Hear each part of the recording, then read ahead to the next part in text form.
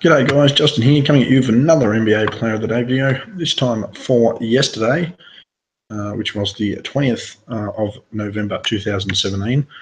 And my Player of the Day, despite having 25 and 20, is not Dwight Howard. It's Victor Oladipo with a total impact score of .265 in a win versus the Orlando Magic for the Indiana Pacers. It's the fourth in a row for the Pacers, who are on a bit of a roll at the moment.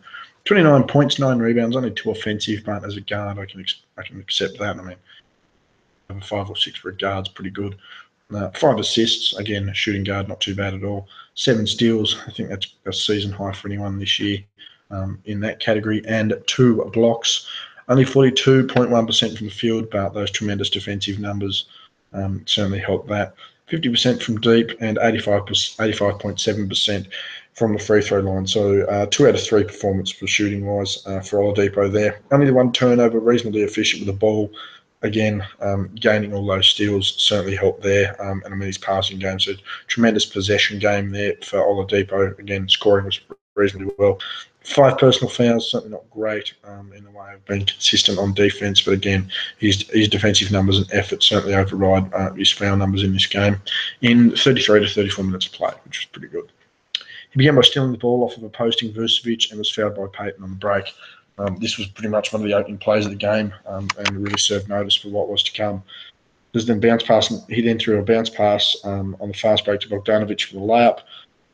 So again, he was in a real mood to try and get the ball moving and get teammates involved and certainly throw the Magic off balance, which certainly worked because they got the win.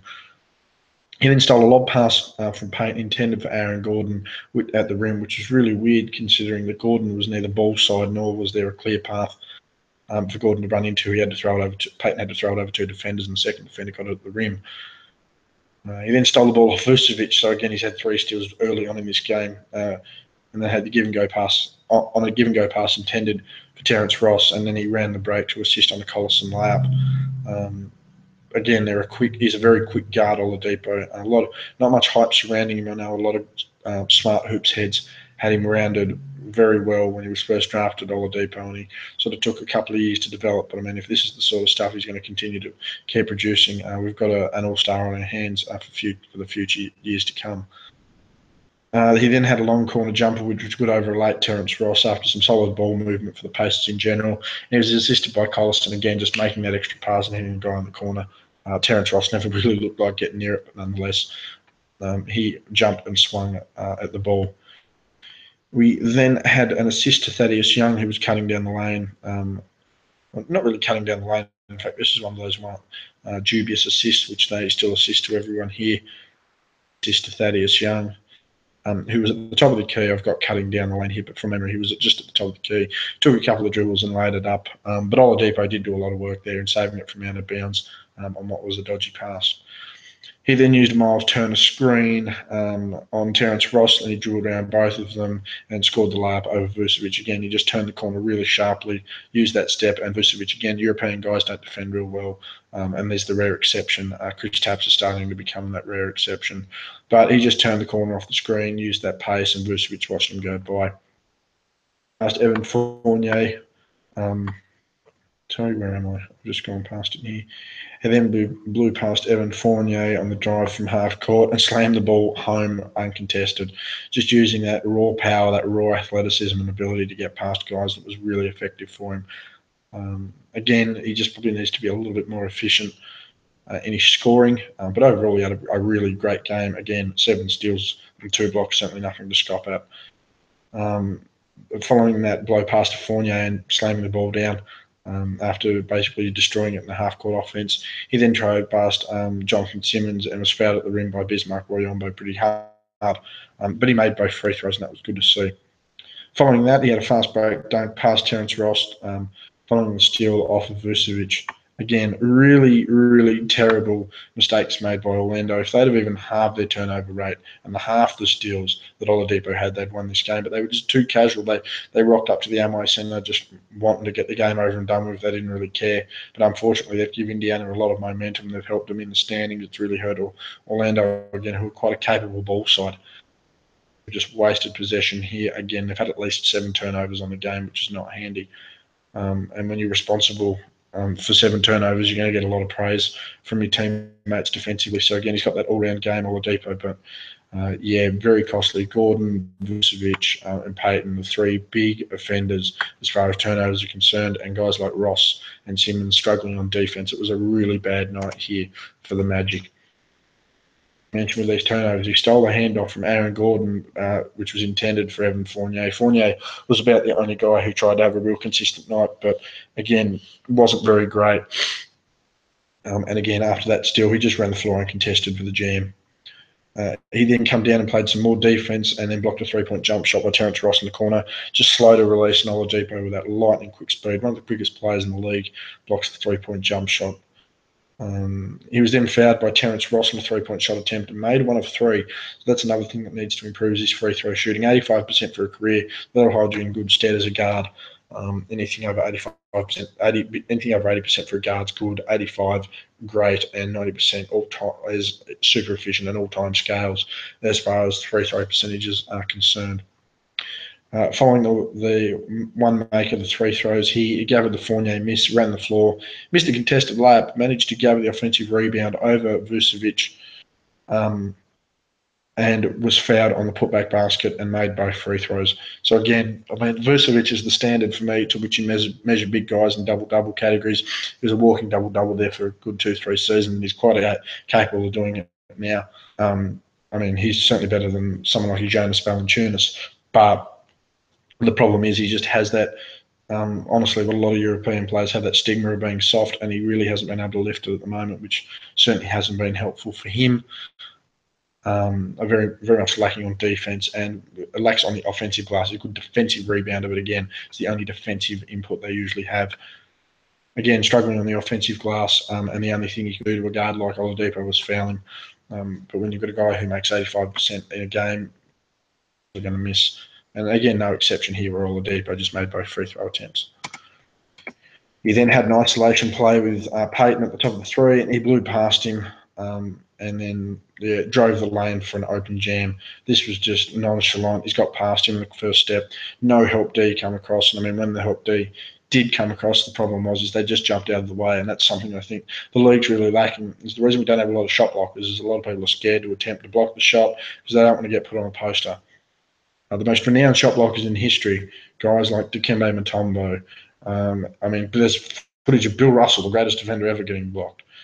Guys like Wilt, who couldn't always block shots. Nate Thurmond, arguably the second greatest defensive centre of all time, by a lot of people from the 60s and 70s era. Hakeem got dunked on occasionally. I mentioned Dikembe. Alonzo Mourning chased everything. All these great shot blockers and defensive players all got dunked on at some point, or all had big scores happen on them at some point. That's how it happens when you're a shot blocker. And unfortunately, we don't see high block numbers anymore. I mean, jump shooting certainly doesn't help, and the fact that you can't have any contact or it's a foul. But these people just don't want to attempt to block these guys, and I think that's certainly what's killing the league. Does help that you're not allowed to stand there anymore, but when these guys rotate and have the chance, they choose not to. They simply just, put the play in the back pocket. The amount of blocks that they could have in this league that they choose not to could honestly change games. He then stole the ball from DJ Augustin for the pass intended for Jonathan Simmons, and he hit Bogdanovic up for the open three-pointer. Again, it was just a typical Victor Oladipo play. Come down on a break, and he's just straight out. And Bogdanovic has played well himself this season. He was another player who could have been the player of the game. He's played really well and really consistently, but the 7 steals for Oladipo was always going to help him. Again, 5 assists, it doesn't seem like much, but when you're a guy who's able to score that much, when you're quite capable of rebounding and obviously have the defensive effort there, there's not always a need to pass, but nonetheless, his passing game there. But he makes the smart pass. He doesn't pass it out to a guy who's not going to make it. He hit Bogdanovic up, who's averaging 20 a game and making shots left, right, and centre, and that's just what you do. He then blocked Jonathan Simmons on a step through attempt. Simmons had a fair bit of a sook, and I personally feel that his game has taken a step back compared to what it would have in San Antonio. Numbers might be up, but general play and general game, again, the eye test, you're able to see these things, is certainly not the same as it was in San Antonio. He was then fouled on a close shot attempt and made both shots, and then proceeded to gather a poor DJ Augustin handle for the steal. So he's just dribbling down low, a bit of pressure in the post, went to turn baseline, lost the dribble. Oladipo was there. It's as simple as that. He then stole a loose ball from Jonathan Simmons, which led to a 3-on-1 break, and he hit Bogdanovic up for the layup. Again, just a smart pass. It was more of a 3-on-2, and he would have had it either side. But to go to Bogdanovic, the larger body, in form, 20 points a game, shooting well, that's just what you've got to do. He then had a baseline cut on Terrence Ross. He just faked one way, went the other, typical sort of stuff. To receive the bounce pass from Sabonis with a jam, it was just open. In fact, you'll notice on the thumbnail, the dunk, this was actually where the photo was taken for, and you'll see that he sort of swings into the player and whatnot. He then had an isolation dribble on the half court on Simmons, used to turn the screen to make it to the foul, and he rose for the jumper, was fouled by Vucevic, made the shot and converted the and one. Very clutch play there, particularly in a tight game. Again, another guy utilising his screen. Miles Turner isn't great at the moment, but he's a good, solid player who does demand respect. He did start well last year, and there's no reason why he can't continue to grow this season, barring injury. And again, he used that screen. He got past someone like a Simmons who's just been out of touch, and gets to Vucevic, who had no choice but to foul him. Didn't look like much of a foul, but it was there. He made the shot, he made the and one. It was one of the big differences in the game. He then received the handoff by Sabonis, who set a solid screen for him on Simmons. He drove baseline, was forced baseline well by Aaron Gordon, but the problem is that he come out and was able to hit Bogdanovic up the 3-point line. It was all over. He hit some big shots, Bogdanovic, and as I mentioned there, Oladipo making some big plays, not necessarily making the shot, but making big plays, and getting it done where he needed to for the win. As I mentioned, though, the thing that does need to be looked at is that scoring. I do understand that he's had great, and those fouls.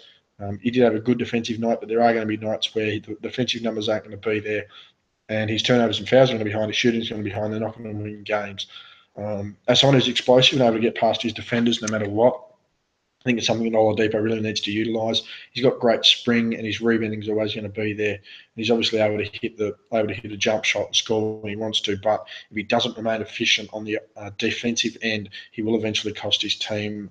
Again, they're 4 in a row at the moment, and Orlando certainly had an absolutely terrible night. It's probably the worst game played by anyone this year as far as efficiency and turnover rates. But nonetheless, you're only as good as your opposition let you be. And if you're going to turn it over like that, you got a guy running around with 7 steals. It's just how it is. As I mentioned, Oladipo is certainly going to be an all-star for the years to come. He's broke those shackles and he's able to develop his game. But as I mentioned, he's going to need to really keep that consistency and the efficiency on both ends of the floor. If he wants to maintain this round of game, I don't see why he can't become one of the better all-round players in the league. But he's got to be more consistent and he's got to be more demanding of it. And until he does that, it's not going to happen. Again, all-star caliber player, but he's got a lot of work to do. So as I mentioned, my NBA Player of the Day for the 20th of November 2017 was Victor Oladipo of the Indiana Pacers in a win versus the Orlando Magic. Tore Jonathan Simmons and Terrence Ross to pieces and made guys like Aaron Gordon and Vucevic just look terrible, and Alfred Payton in their passing decisions. Total impact score of .265, 29 points and 9 rebounds, 2 of those offensive, 5 assists, 7 steals. I believe that's a career high in steals for Oladipo, and certainly a season high in the league, with 2 block shots. Unfortunately, 42.1% from the field, but 50% from deep and 85.7% from the stripe. As you saw, was getting to the line. Certainly makes up. So he had a reasonably okay shooting night. 1 turnover, very efficient with ball in hand. 5 fouls, not always great, but nonetheless, he had such an impact on D that those fouls weren't as justified as normal in between 33 and 34 minutes of play.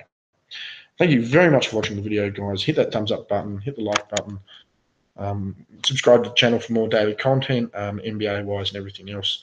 Leave a comment. Who is your player of the day? Where do you think Oladipo's ceiling sitting? What sort of player can you evaluate at? How's my evaluation of everyone going? Always looking for feedback. It always helps.